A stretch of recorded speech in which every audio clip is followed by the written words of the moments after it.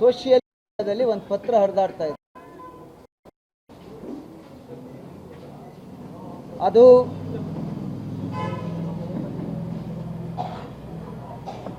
ಯಾವುದೇ ಲೆಟರ್ಡ್ ಇಲ್ಲ,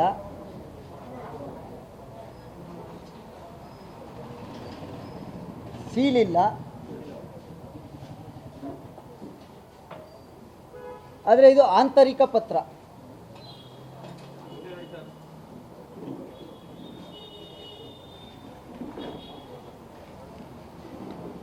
ಇದನ್ನ ಒಬ್ಬ ಸರ್ಕಾರಿ ನೌಕರ ಬರೆದಿರದ,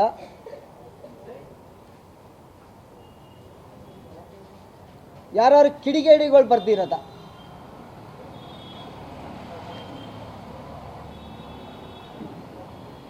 ಇನ್ನೂ ಸ್ಪಷ್ಟನೆ ಆಗ್ತಾ ಇಲ್ಲ.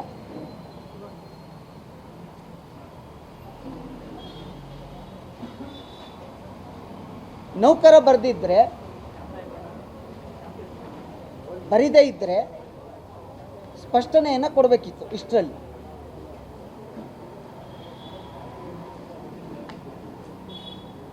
ಅದರಿಂದ ತಿಳಿಗೇಡಿಗಳು ಬರ್ದಿಲ್ಲ ಅಂತ ಅನ್ಕೋತೀವಿ. ಸ್ನೇಹಿತರೆ,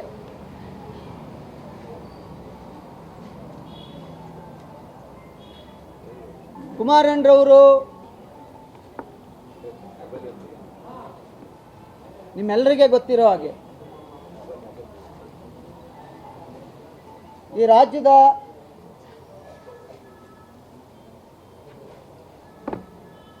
ಬಹಳಷ್ಟು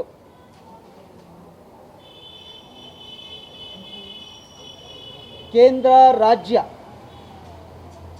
ಎಲ್ಲ ರೀತಿಯ ನೌಕರರನ್ನು, ಅಧಿಕಾರಿಗಳನ್ನು ಯಾವ ರೀತಿ ನಡೆಸ್ಕೊಂಡಿದ್ದಾರೆ ಅಂತ ಅನ್ನೋವಂಥದ್ದು ತಮ್ಮೆಲ್ಲರಿಗೆ ಗೊತ್ತಿರ್ತಕ್ಕಂಥದ್ದು. ಅವರು 2 ಬಾರಿ ಮುಖ್ಯಮಂತ್ರಿ ಆಗಿದ್ದಾಗ ಇಲ್ಲಿವರೆಗೆ ಯಾರನ್ನೂ ಅವ್ರು ಜೋರಾಗಿ ಮಾತನಾಡಿದ್ನೂ ಕೂಡ ತಾವ್ಯಾರೂ ಗಮನಿಸಿಲ್ಲ ಅಂತ ಅನ್ಕೋತೀವಿ. ಯಾರನ್ನು ಇಲ್ಲಿವರೆಗೆ, ಅಥವಾ ಇದ್ರೆ ಹೇಳಿ. ಆದರೆ ಈ ಕಾಂಗ್ರೆಸ್ ಸರ್ಕಾರ ಬಂದ ಮೇಲೆ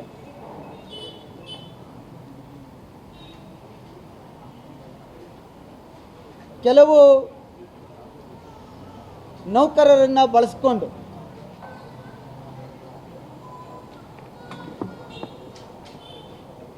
ಅವರಿಗೆ ಆಯಕಟ್ಟಿನ ಹುದ್ದೆಗಳನ್ನು ಕೊಡುವಂಥ ಆಸೆ ಆಮಿಷಗಳನ್ನು ತೋರಿಸಿ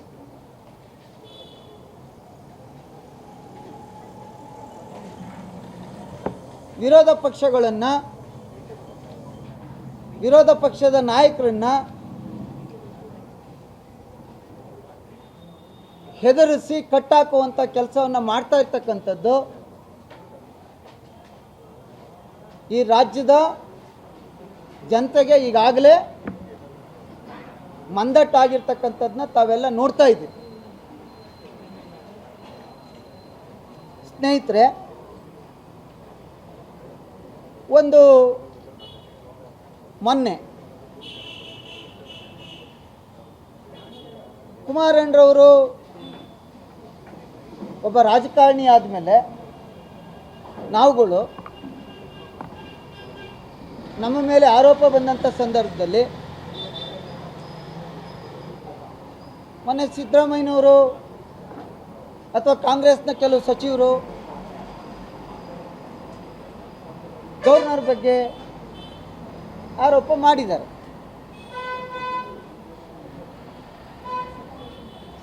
ಅದೇ ರೀತಿ ಒಂದು ತನಿಖಾ ಸಂಸ್ಥೆಯ ಮುಖ್ಯಸ್ಥರ ಮೇಲೆ ಅನುಮಾನ ಬಂದಾಗ ಕಾನೂನು ಹೋರಾಟ ಒಂದು ಕಡೆಯಾದರೆ ದೇಶದ ಸಚಿವರಾದಂಥವರು ಜನರಿಗೆ ಆಗಿರ್ತಕ್ಕಂಥ ಲೋಪವನ್ನು ತಿಳಿಸುವಂಥ ಜವಾಬ್ದಾರಿ ಕೂಡ ಇರುತ್ತೆ.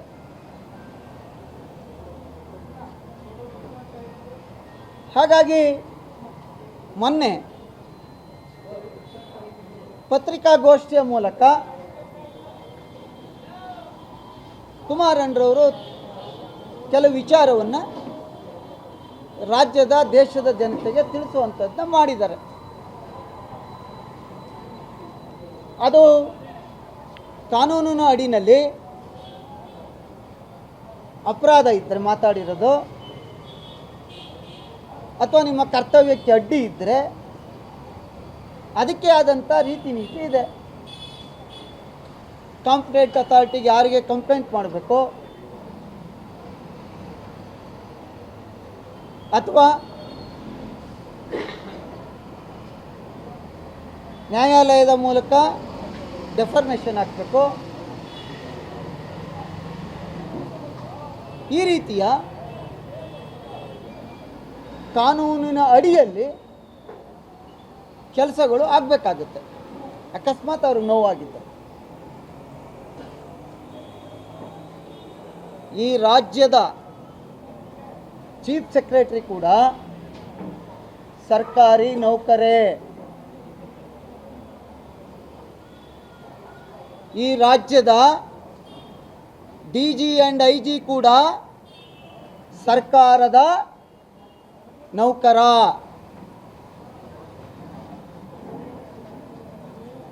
ಇದರ ಸಾಮಾನ್ಯ ಪ್ರಜ್ಞೆಯೂ ಇಲ್ಲದೆ ಇರತಕ್ಕಂಥ ಒಬ್ಬ ಸರ್ಕಾರಿ ನೌಕರ ಒಬ್ಬ ಕೇಂದ್ರ ಸರ್ಕಾರದ ಮಂತ್ರಿಯ ಮೇಲೆ ಒಂದು ಪತ್ರವನ್ನು ಹರಿಬಿಡುವಂಥ ಕೆಲಸವನ್ನು ಮಾಡ್ತಾರೆ ಅಂದರೆ ಈ ರಾಜ್ಯದಲ್ಲಿ ಆಡಳಿತ ವ್ಯವಸ್ಥೆ ಸತ್ತಿದೆಯಾ ಬದುಕಿದೆಯಾ? ಚೀಫ್ ಸೆಕ್ರೆಟರಿ ಅವರೇ, ನೀವು ಸರ್ಕಾರದ ನೌಕರರಾಗಿ ಸಂವಿಧಾನದ ಅಡಿನಲ್ಲಿ ಕೆಲಸ ಮಾಡ್ತಾ ಇದ್ದೀರಾ. ಕೆಲವು ರಾಜಕಾರಣಿಗಳ ಕೈಗೊಂಬೆಯಾಗಿ ಕೆಲಸ ಮಾಡ್ತಾ ಇದ್ದೀರಾ. DG ಆ್ಯಂಡ್ IG ಅವರೇ, ಇಲ್ಲಿವರೆಗೆ ಯಾಕೆ ಇದ್ರ ಬಗ್ಗೆ ಕ್ರಮ ತಗೊಂಡಿಲ್ಲ?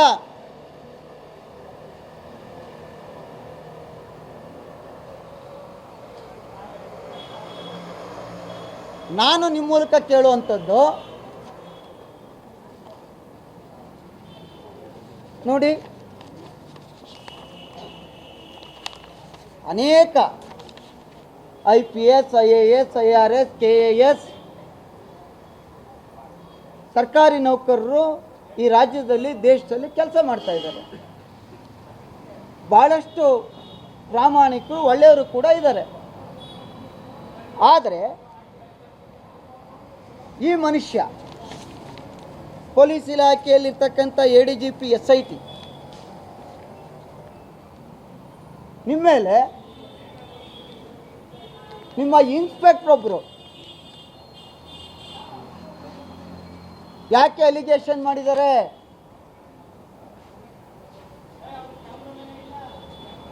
ನೀವು ರಿಯಲ್ ಎಸ್ಟೇಟ್ ಮಾಡ್ತಾ ಇದ್ದೀರಾ ಅಂತ.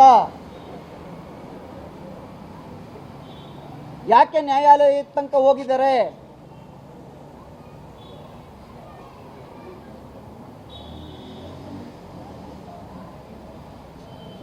ನೀವು ಪ್ರಾಮಾಣಿಕರಾಗಿದ್ದರೆ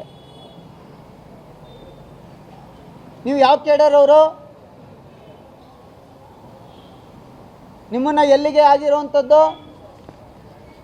ನಿಮ್ಗೆ IPS ನೇಮಕಾತಿ ಆಗಿರ್ತಕ್ಕಂಥದ್ದು ಎಲ್ಲಿ? ಹಿಮಾಚಲ್ ಪ್ರದೇಶ. ಒಬ್ಬರಿಗೆ ಅವ್ರು ಇಷ್ಟಪಟ್ಟಂಥ ರಾಜ್ಯಗಳಲ್ಲಿ 5 ವರ್ಷ ಮಾಡಲಿಕ್ಕೆ ಮಾತ್ರ ಅವಕಾಶ ಇರ್ತಕ್ಕಂಥದ್ದು. ನೀವು 11 ವರ್ಷ ಆಗೈತಲ್ಲ ಕರ್ನಾಟಕಕ್ಕೆ ಬಂದು.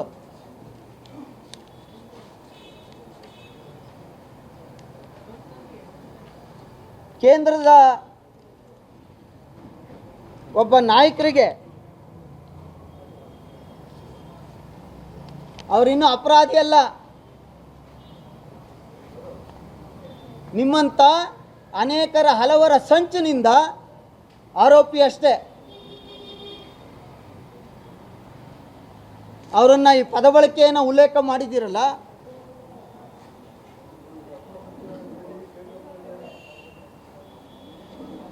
ಈ 5 ವರ್ಷ ನಿಮ್ಮ ಕೇಡರ್ ಮುಗೀತಲ್ಲ, ನೀವು ಯಾರು ಕಾಲು ಕೈ ಕಟ್ಟಿ ಇನ್ನೂ ಕರ್ನಾಟಕದಲ್ಲೇ ಉಳಿದಿದ್ದೀರಾ ಅನ್ನುವಂಥದ್ದು ಬಹಿರಂಗಪಡಿಸಿ.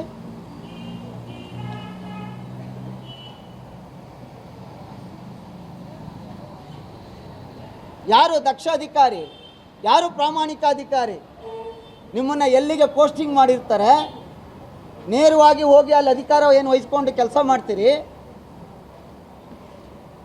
ಪೋಸ್ಟಿಂಗ್ಗೋಸ್ಕರ ಅವರು ಇವರು ರಾಜಕಾರಣಿಗಳು ಮನೆ ಬಾಗಿಲು ಕಾಯ್ಕೊಂಡಿದ್ದವಂಥ ಚಮಚಾಗಿರಿ ಮಾಡುವಂಥ ಕೆಲವು ಅಧಿಕಾರಿಗಳಿದ್ದೀರಿ. ಒಳ್ಳೆಯವರಿದ್ದೀರಿ, ಇಲ್ಲ ಅಂತ ಹೇಳಲ್ಲ.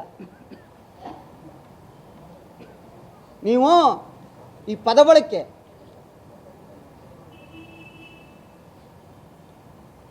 ನೀವು ಪ್ರಮಾಣ ವಚನ ಸ್ವೀಕರಿಸುವಂಥ ಸಂದರ್ಭದಲ್ಲಿ ಗೊತ್ತಿಲ್ವಾ ನಿಮಗೆ?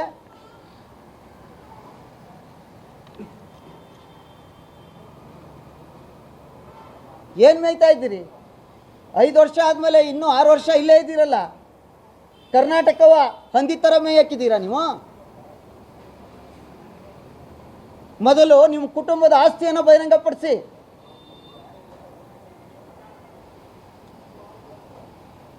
ಪೊಲೀಸ್ ಇಲಾಖೆಯಲ್ಲಿ ADGP ಆಗೋದ್ರೆ ನಿಮಗೇನು ಕೊಂಬಿಲ್ಲ, ನೀವು ಒಬ್ಬ ಸರ್ಕಾರಿ ನೌಕರ, ರೀತಿ ನೀತಿ ಇರಬೇಕು. ತಕ್ಷಣ DGND IG ಅವರು ಎಕ್ಸ್ಪ್ಲನೇಷನ್ ಕೇಳಬೇಕು,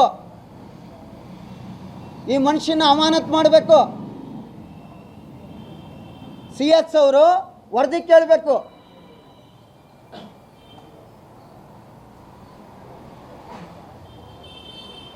ಪ್ರೋಟೋಕಾಲ್ ಅನ್ನುವಂಥ ವ್ಯವಸ್ಥೆ ಗೊತ್ತಾಯ್ತಾ ಇವ್ರಿಗೆ?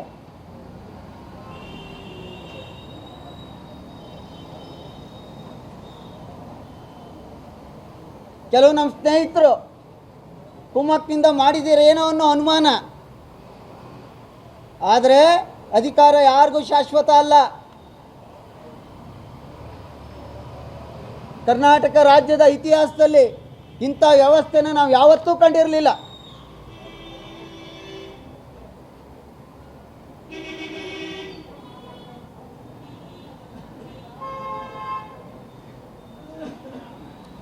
ನೋಡಿ, ಒಬ್ಬರು ಅವ್ರ ಮೇಲೇ ಕಂಪ್ಲೇಂಟ್ ಮಾಡಿದ್ದಾರೆ.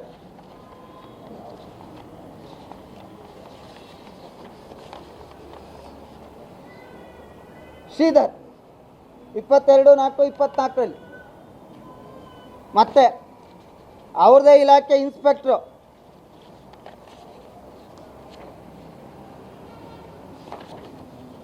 ಇದ್ರ ಮೇಲೆ ಕುಮಾರಣ್ಣರವ್ರು ಮಾತಾಡಿದ್ದಾರೆ. ಇಂಥ ಒಬ್ಬ ಭ್ರಷ್ಟ ಅಧಿಕಾರಿಯ ಇದಕ್ಕೆ ನೇಮಿಸಿದ್ದೀರಾ, ಏನು ನ್ಯಾಯ ಸಿಗುತ್ತಾ ಅಂತ ಕೇಳಿದ್ದಾರೆ. ಅದಕ್ಕೆ ನೀವು ಉಪಯೋಗಿಸುವಂಥ ಪದ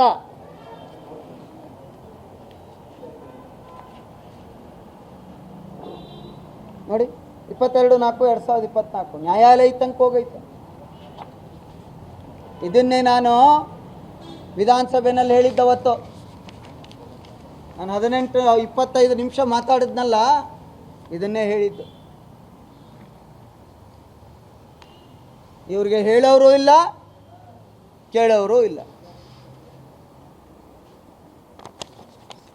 ರಾಜ್ಯ ಸರ್ಕಾರದ ಜನರ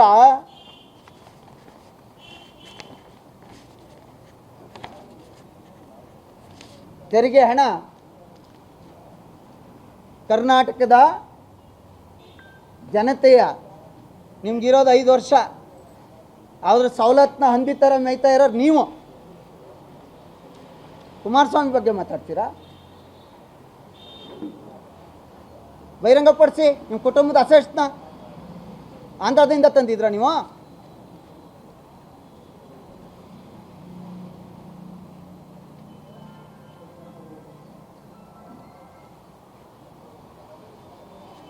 ಇವತ್ತು ಕುಮಾರಸ್ವಾಮಿ ಅವ್ರಿಗೆ, ನೆಕ್ಸ್ಟ್ ಇನ್ನೊಬ್ರಿಗೆ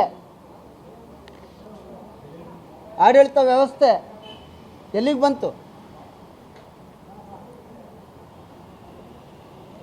ಇದನ್ನ ಪಕ್ಷ ಯಾವುದಾದ್ರೂ ಆಗಿರಲಿ, ಒಬ್ಬ ಅಧಿಕಾರಿ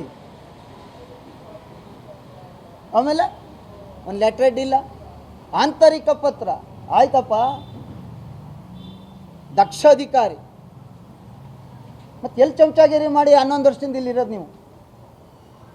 ಯಾರು ನಿಮ್ಮನ್ನು ಉಳಿಸ್ತವ್ರು? ಯಾಕೆ ಹೋಗಲಿಲ್ಲ ವಾಪಸ್ಸು? ನನಗೆ ಆಸ್ಮಾ, ನನಗೆ ಅಲ್ಲೂ ಒಗ್ಗಲ್ಲ,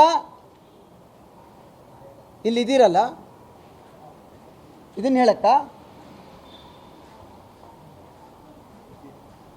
ಅದರಿಂದ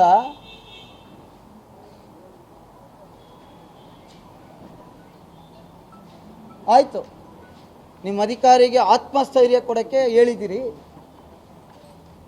ಸೋಷಿಯಲ್ ಮೀಡಿಯಾದಲ್ಲಿ ಹೆಂಗೆ ಗೊತ್ತು? ರಾಜೀನಾಮೆ ಕೊಟ್ಟು ನಿಂತ್ಕೊಳ್ರಿ ಎಲೆಕ್ಷನ್ಗೆ, ಬೇರೆ ಬೇರೆಯವರೆಲ್ಲ ನಿಂತ್ಕೊಂಡವ್ರಲ್ಲ ಹಂಗೆ ನಿಂತ್ಕೊಂಡು ರಾಜಕೀಯ ಮಾಡಿ.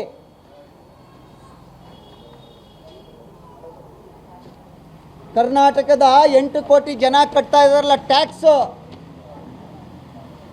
ಆ ಹಣದಲ್ಲಿ ತಿಂತಾ ಇರೋದು ಅನ್ನ, ನಿಮ್ಮ ಸಂಬಳ.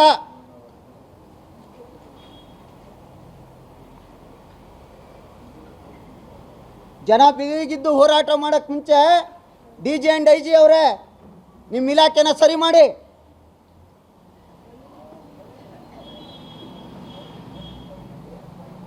ಭಾಳಷ್ಟು ಅಸಹ್ಯ ಅನ್ನಿಸ್ತದೆ, ಎಷ್ಟು ದುರ್ಬಳಕೆ ಆಯ್ತಾ ಇದೆ.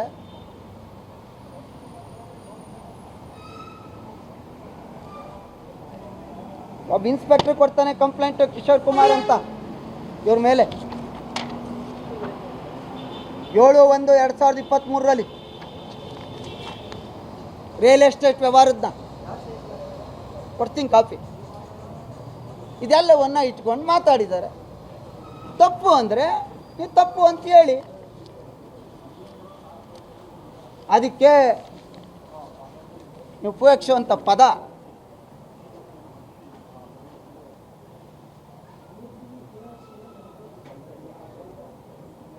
ಇದ್ರ ಹಿಂದೆ ಯಾರು ಇದ್ರೆ ನಮ್ಮ ಸ್ನೇಹಿತರುಗಳು ದಯವಿಟ್ಟು ಅರ್ಥ ಮಾಡ್ಕೊಳ್ಳಿ. ಕರ್ನಾಟಕನ ಈ ಸ್ಥಿತಿಗೆ ತರಬೇಡಿ. ತೊಗಲಕ್ ದರ್ಬಾರಲ್ಲ ಇದು. History returns back. ಭಾಳ ದಿನ ಉಳಿಯಲ್ಲ.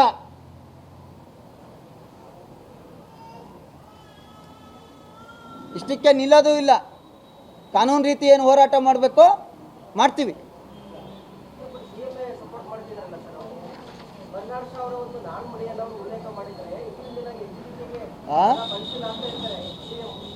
ಏನೋ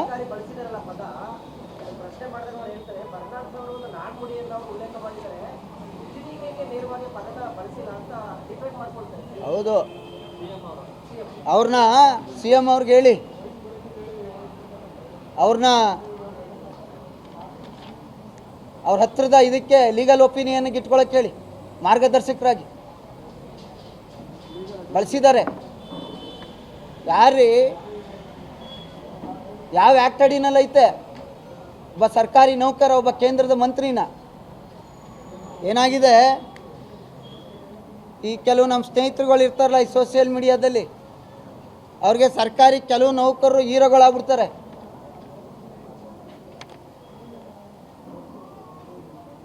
ಪಿಕ್ಚರ್ ತೆಗೆದು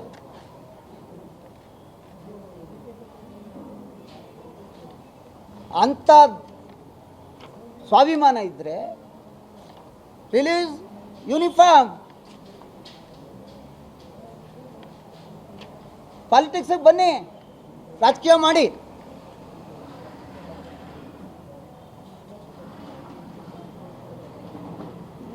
ತಿನ್ನೋದು ಸಾರ್ವಜನಿಕರ ಟ್ಯಾಕ್ಸ್ನ, ಕರ್ನಾಟಕದ ಹಣ. ಕಾನ್ಶಿಯಸ್ ಬೇಡ.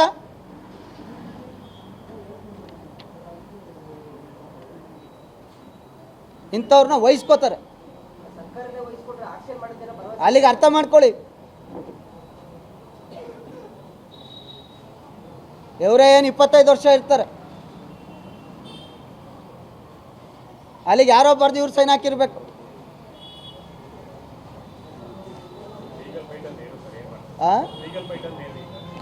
ಸರ್, ಇದಕ್ಕೆ ಒಂದು ಡೆಫಾರ್ಮೇಷನ್ ಇರ್ತದೆ, ಇನ್ನೊಂದು ಹಿಂದೆ ಒಂದು ಸಾರಿ ಇದೇ ಚೀಫ್ ಸೆಕ್ರೆಟರಿಯವರು ಒಂದು ಆದೇಶ ಇಶ್ಯೂ ಮಾಡಿದ್ದಾರೆ. ನನ್ನ ಇದರಲ್ಲೇ ಯಾರು ಕೂಡ ಮೀಡಿಯಾ, ಸೋಷಿಯಲ್ ಮೀಡಿಯಾ ಹೋಗಬಾರ್ದು, ಅವರ C&Rಲು ಇದೆ. ಜೊತೆಗೆ ಇದಿಷ್ಟಕ್ಕೆ ನಿಲ್ಲಲ್ಲ, ಸೆಂಟ್ರಲಲ್ಲಿ ಕಮಿಟಿಗಳಿದ್ದಾವೆ, ಹಕ್ಕುಚ್ಯುತಿ ಇರ್ತದೆ, ಕಂಪ್ಲೇಂಟ್ ಮಾಡ್ತಾರೆ. ಆದರೆ ದುರ್ದೈವ ಎಲ್ಲಿವರೆಗೆ ಬಂತು? ಅಲ್ಲಿಗೆ ಕುಮಾರಸ್ವಾಮಿಯವ್ರನ್ನ ಮಾತಾಡೋಕ್ಕೆ ನಿಮ್ಮ ಕೈಲಾಗಲ್ವಾ? ನಿಮ್ಮ ಲೀಡರ್ಗಳ ಕೈಲಾಗಲ್ಲ. ಸರ್ಕಾರಿ ಸಂಬಳ ಕೊಟ್ಟು ಕುಮಾರಣ್ಣನ ಭಯಕ್ಕೆ ನೌಕರರನ್ನು ನೇಮಕ ಮಾಡ್ಕೊಬಿಡಿ. ಅಯ್ಯೋ, ಏನು ಕರ್ಮ ಬಂತ್ರಿ.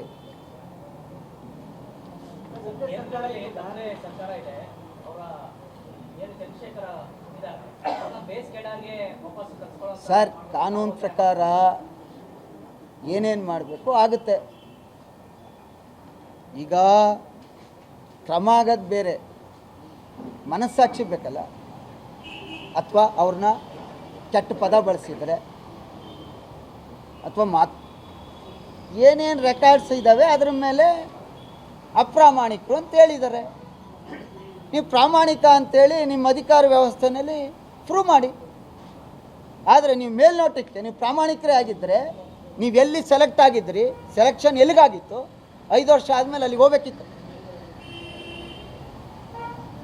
ಅಲ್ಲಿಗೆ ನೀವು ಲಾಬಿ ಮಾಡಿದ್ದೀರಲ್ಲ, ನೀವು ಅಪ್ರಾಮಾಣಿಕರು ಅಂತ ಪ್ರೂವ್ ಆಯ್ತಲ್ಲ. ಕರ್ನಾಟಕ ಎಲ್ಲ IPS IAS ಆಫೀಸರ್ಗಳಿಗೆ ಒಳ್ಳೆ ಹುಡುಗಾವಲು ಪ್ರದೇಶ ಆಗ್ಬಿಟ್ಟಿದೆ ಸರ್. ಪ್ರಾಮಾಣಿಕರು ಇದ್ದಾರೆ. ಯಾಕೆ ನಾವು ಹಿಂದೆ ನೋಡಿಲ್ವಾ?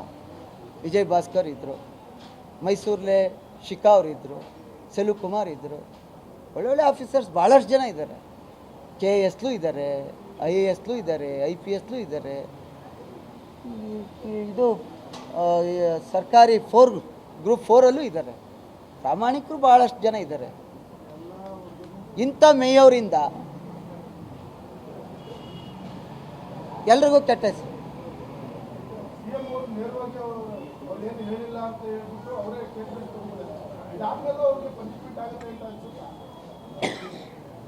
ಯಾರು ಇಷ್ಟೆಲ್ಲ ಆದಮೇಲೆ ಸ್ಟೇಟ್ಮೆಂಟ್ ಯಾರಿಂದ ಬರಬೇಕಿತ್ತು? ನಾನು ಯಾರನ್ನೋ ಒಬ್ಬರ ಮೇಲೆ ಆರೋಪ ಮಾಡಿ ನಾನು ಮಾತಾಡಿದರೆ, ನಾನು ಮಾಡಿದೆ, ನನ್ನ ಹೆಸರಲ್ಲಿ ಬೇರೆ ಯಾವುದೋ ಅನಾಮಧೇಯ ಪತ್ರ ಬಂದಿದ್ದರೆ, ಇಷ್ಟೆಲ್ಲ ಚರ್ಚೆ ನಡೆಯುವಾಗ ನೆನ್ನೆ ಕೇಂದ್ರದ ಮಂತ್ರಿ ಪ್ರಹ್ಲಾದ್ ಜೋಶಿ ಅವರು ಮಾತಾಡಿದ್ದಾರೆ. ಇದೆಲ್ಲ ಇದ್ದಾಗ ಅವ್ರು ಸ್ಟೇಟ್ಮೆಂಟ್ ಮಾಡಬೇಕಿತ್ತಲ್ಲ. ನಂದು ಅಥವಾ ನನ್ನ ಹೆಸರಲ್ಲಿ ಬೇರೆಯವ್ರು ಮಾಡಿದ್ದಾರೆ, ಯಾರು ಮಾಡಿದ್ದಾರೆ ಅಂತ ಹೇಳ್ಬೇಕಲ್ಲ. ನೀವು ಸಚಿವರಾಗಿದ್ದರೆ, ಕುಮಾರಸ್ವಾಮಿ ಅವರು ಮುಖ್ಯಮಂತ್ರಿ ಆಗಿದ್ರು, ಆದರೂ ಕೂಡ ಇವರು ಅಧಿಕಾರಿ ಆಗಿದ್ರು. ಅವಾಗ ರಿಲೇಷನ್ ಮಾಡಿಲ್ಲ, ಇವಾಗ ಯಾಕೆ ಮಾಡ್ತೀರಾ? ಅಯ್ಯೋ, ಪ್ರಾಮಾಣಿಕರಿದ್ರು ಅಂತೇಳಿ ಪ್ರಿಯಾಂಕಾ ಈ ಕೇಸ್ ಆಗಿರೋದು ಈಗಲ್ವೇನ್ರಿ? ಈ ಕೇಸ್ ಆಗಿರೋದು ಮೊನ್ನೆ 24ರಲ್ಲಿ. ನಾವಿದ್ದಾಗ ಕುಮಾರಣ್ಣವ್ರ ತವೇ ಇದ್ದರು. ನಾವೊಂದು 5-6 ಸಾರಿ ಅವ್ರು ನೋಡಿದ್ದೀವಿ. ಅದು ಬರುವಾಗ ಹೋಗುವಾಗ ಹೇಳುವಾಗ ಕಿವಿಲೆಲ್ಲ ಮಾತಾಡುವಾಗ. ಈಗ ಆಗಿರೋದು 24ರಲ್ಲಿ, 23ರಲ್ಲಿ. ಅದಕ್ಕೆ ಕುಮಾರಣ್ಣ ಹೇಳಿದ್ದಾರೆ, ಇಂತಿಂಥ ಎಲ್ಲ ಆರೋಪ ಇವ್ರ ಮೇಲಿದೆ, ಇವರು ಪ್ರಾಮಾಣಿಕರ, ಇವ್ರು ಯಾರ್ದೋ ಒತ್ತಡಕ್ಕೆ ಮಣಿದಿದ್ದಾರೆ ಅಂತ ಹೇಳಿದ್ದಾರೆ. ಅವ್ರಿಗದು ನೋವಾಗಿದ್ದರೆ, ಇಲ್ಲ ನಾನು ಈ ಥರ ಇಲ್ಲ ಅಂಥೇಳಿ ಅವರು ಕೋರ್ಟ್ಗೆ ಹೋಗ್ಬೇಕಾ, ಇಲ್ಲ ಸರ್ಕಾರಕ್ಕೆ ತರಬೇಕಾ, ಅಥವಾ ಅವರು ಕೆಲಸಕ್ಕೆ ತೊಂದರೆ ಆಯ್ತಾಯಿದ್ರೆ 353 ಹಾಕ್ಬೇಕಾ? ಅದನ್ನು ಅವರು ಕಾನೂನಡಿನಲ್ಲಿ ಮಾಡಲಿ, ಅದಕ್ಕೆ ಅವಕಾಶ ಇದೆ, ಬೇಡ ಅಂತ ಹೇಳೋಣ. ಈ ಥರ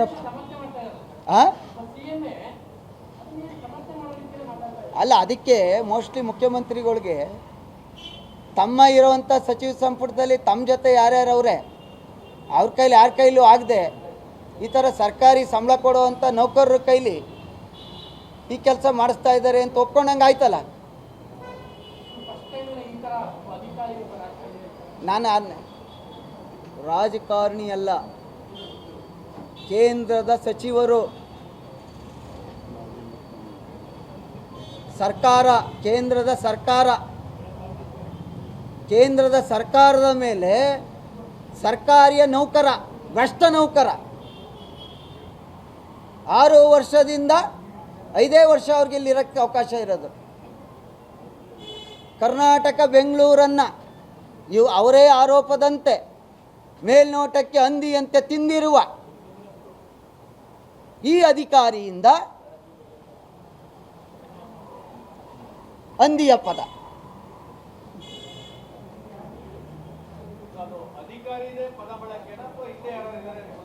ಈಗ ಹೇಳ್ತಾ ಇದ್ದೀರಲ್ಲ ನೀವೇ, ಅಲ್ಲ ಈಗ ಹೇಳಿದ್ರು ಅಂತ ಮುಖ್ಯಮಂತ್ರಿಗಳು ಹೇಳಿದ್ರು ಅಂತ ಈಗ ಹೇಳಿದ್ರಲ್ಲ.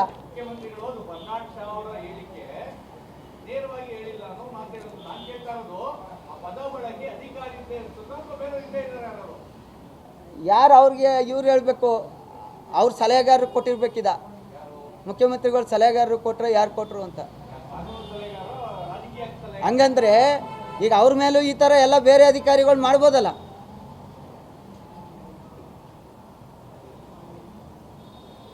ಇದನ್ನ ಎಂಥ ದುರ್ದೈವ ಬತ್ತು ಕಾಂಗ್ರೆಸ್ಗೆ.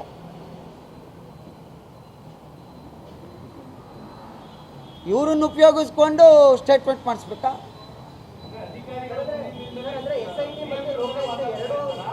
ಬಳಸ್ಕೊಂಡು ರಾಜ್ಯ ಸರ್ಕಾರ ಈಗಾಗಲೇ ಹಾಸನದ ಪ್ರಕರಣ ಆಯಿತು, ರೇವಣ್ಣ ಅಂತ ಆಗ್ಬಿಟ್ಟು ಈಗ ಲೋಕಾಯುಕ್ತದಲ್ಲಿ ರೇವಣ್ಣ ಅಂತ ಟಾರ್ಗೆಟ್ ಮಾಡ್ತಾರೆ. ಈ ಎರಡು ತನಿಖಾ ಸಂಸ್ಥೆ ಇನ್ನೇನು ಮಾಡ್ತಾ ಇದ್ದಾರೆ ಅದನ್ನೇ ಹೇಳಿರೋದು ಕುಮಾರಣ್ಣ. ಮೊನ್ನೆ ರೇವಣ್ಣವ್ರದ್ದು ಆಯಿತು, ಈಗ ಕುಮಾರಣ್ಣವ್ರದ್ದು ಆಗೈತೆ, ಇನ್ನು ಯಾರ್ಯಾರ್ದು ಆಯ್ತದೋ.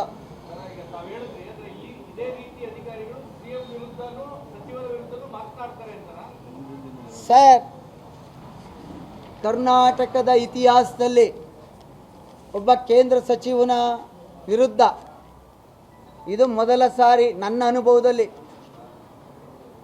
ಇದನ್ನು ಕಾಂಗ್ರೆಸ್ ಸರ್ಕಾರ ಪಾತ್ರ ಇಲ್ಲ ಅಂದಿದ್ರೆ ಇಷ್ಟರಲ್ಲಾಗಲೇ ಅವ್ರ ಮೇಲೆ ಕ್ರಮ ಮಾಡಬೇಕಿತ್ತು, ಎಕ್ಸ್ಪ್ಲನೇಷನ್ ಕೇಳಬೇಕಿತ್ತು.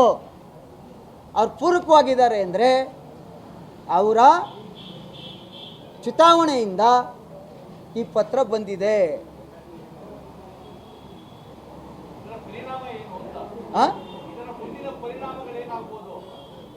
ಕಾನೂನಿಗಿನ್ನ ಯಾರು ದೊಡ್ಡವರಲ್ಲ. ಅವರ ಸರ್ಕಾರಿ ನೌಕರರ ಕೇಂದ್ರ ಇರ್ಬೋದು, ರಾಜ್ಯ ಇರ್ಬೋದು, ಅವ್ರ ಇತಿಮಿತಿ ಏನಿದೆ, ಅವ್ರ ವ್ಯಾಪ್ತಿ ಮೀರಿದ್ರೆ ಏನಾಗಬೇಕು, ಹೋರಾಟ ಮಾಡಬೇಕಾಯ್ತದೆ, ಮಾಡ್ತೀವಿ.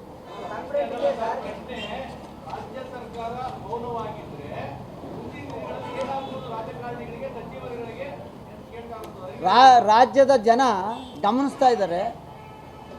ರಾಜ್ಯದ ಜನ ಇಲ್ಲಿವರೆಗೆ ರೇವಣ್ಣವ್ರ ಮೇಲೆ ಅಸ್ತ್ರ ಉಪಯೋಗಿಸಿ ಅವ್ರನ್ನ ಜೈಲಿಗೆ ಹಾಕಿದ್ರು. ಈ ಕುಮಾರಣ್ಣ ಕೇಂದ್ರ ಸಚಿವರ ಮೇಲೇ ಇನ್ನೊಬ್ಬರು ಪೊಲೀಸನ್ನು ಚೂ ಬಿಟ್ಟಿದ್ದಾರೆ. ಜನ ಗಮನಿಸ್ತಾ ಇದ್ದಾರೆ. ಮುಂದಿನ ಪರಿಣಾಮ ರಾಜ್ಯದ ಜನತೆ ತೀರ್ಮಾನ ಮಾಡ್ತಾರೆ.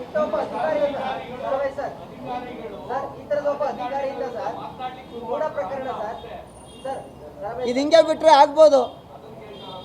ಹಿಂದೆ ಬಿಟ್ಟರೆ ನಾಳೆ ಇನ್ನೊಂದು ಸರ್ಕಾರ ಬರ್ತದೆ, ಅವ್ರು ಇನ್ನೊಬ್ಬನ ಕೈಲಿ ಹಿಂಗೆ ಮಾತಾಡಿಸ್ತಾರೆ.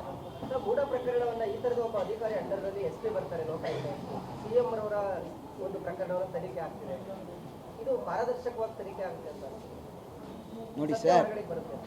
ಕೋರ್ಟ್ ಈಗ ನ್ಯಾಯಾಲಯ ಆಗಲೇ ತೀರ್ಮಾನ ಕೊಟ್ಟಿದೆ, ತನಿಖೆ ಫಿಕ್ಸ್ ಆಗಿದೆ.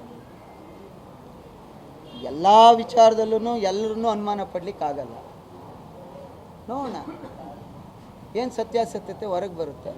90 ದಿವಸದಲ್ಲಿ ಜನ ಕಾಯ್ತಾ ಇದ್ದಾರೆ, ಅಲ್ಲಿ ತೀರ್ಮಾನ ಆಗುತ್ತೆ. ಒಳ್ಳೆಯದಾಗಿ